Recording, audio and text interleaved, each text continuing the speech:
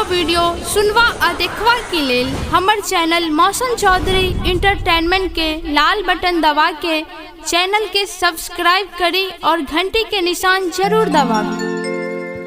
घूमी रले बाले रे हो दिलवा के,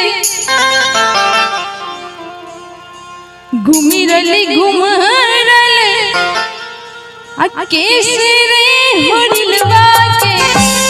और कहबे बउआ सब कि घूमी रले बाल रे हो दिलवा के, घूमी रले बाल रे हो दिलवा के, घूमी रले बाल रे हो दिलवा के, घूमी रले कैसे रे हो दिलवा के, घूमी रले बाल रे हो दिलवा के, घूमी रले कैसे रे हो दिलवा के।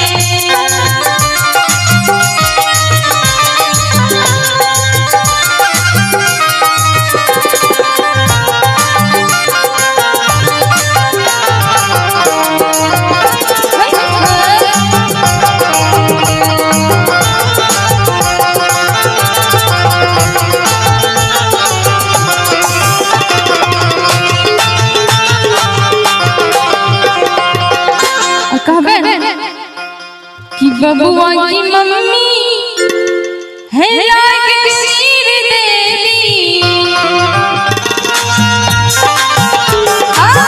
बबुआ की मम्मी है लाग सिर देवी, बबुआ की मम्मी है लाग सिर देवी। और पप्पा जी से कहबे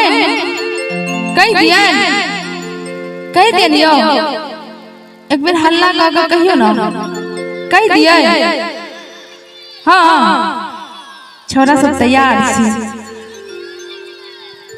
पापा है रंगबाज रे हो दिलवा के, पापा है रंगबाज रे हो दिलवा के, घूम रले बाल रे हो दिलवा के, घूम रले कैसे हो दिलवा के, घूम रले बाल रे हो दिलवा के, घूम रले कैसे रे हो दिलवा के।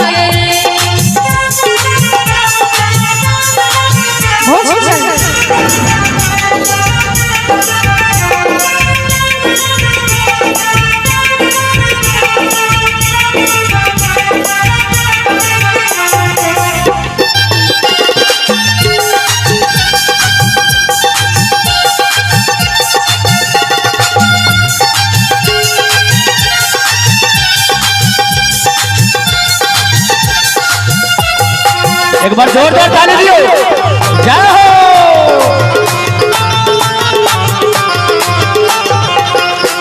और कहबे बबुआ की मौसी है महलों की रानी, बबुआ की मौसी है महलों की रानी, बबुआ की मौसी है महलों की रानी। अब बउआ के पापा से पूछियो ने जे बउआ के मौसी सब आयल छै कि नै, की आयल छै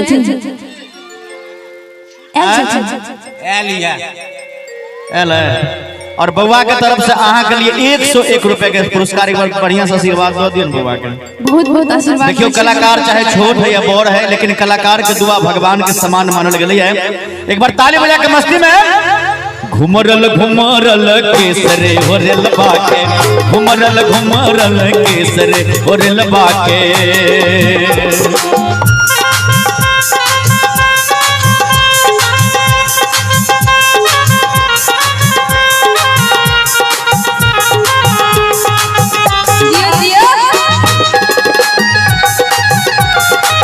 जय हो जय हो।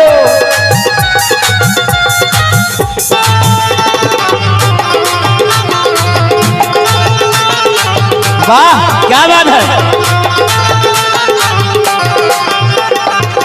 बबुआ की मौसी है महलों की रानी, बबुआ की मौसी है महलों की रानी, बबुआ की मौसी है महलों की रानी। अब मौसी जी कत्ता छथियो आंगन में छथिन, किया तो आबि नहीं सकै छथिन, कनि बजा दियो ना। बजा दे नीक लगते हो। और अपने जी रजनीश मनीष हार्डवेयर हावी हिनका सौजन से 101 रुपये का सुंदर पुरस्कार, बहुत बहुत धन्यवाद।